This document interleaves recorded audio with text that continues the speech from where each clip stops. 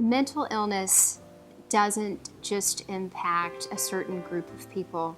I'm dealing with families who have loved ones who are college educated, who are working jobs, who are young, who are older. Mental illness impacts tons of families everywhere from all walks of life.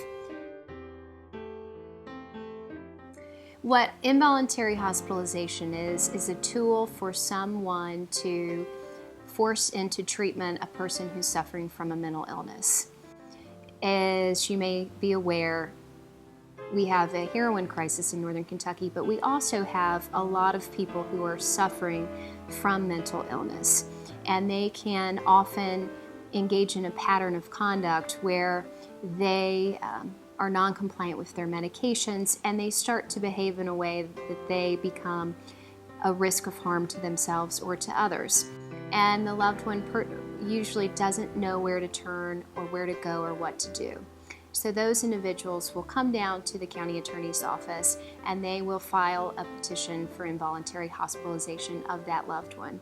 And we will assist them with filling out the form, and then once that form is filled out, then they will take it to the clerk's office where they'll file it, and the person will then be sent to the behavioral health unit for a 72-hour hold, and they'll be evaluated, and the facility and the staff there will determine whether or not that person needs additional care.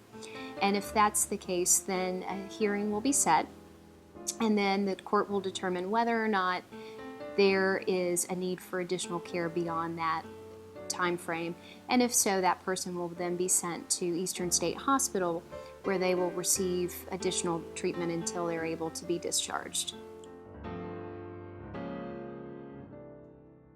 People, families, they just don't know where to turn, and they get apprehensive about whether or not it's the right decision. They don't want to harm the loved one, but they feel like they've gotten to the point where there's no choice.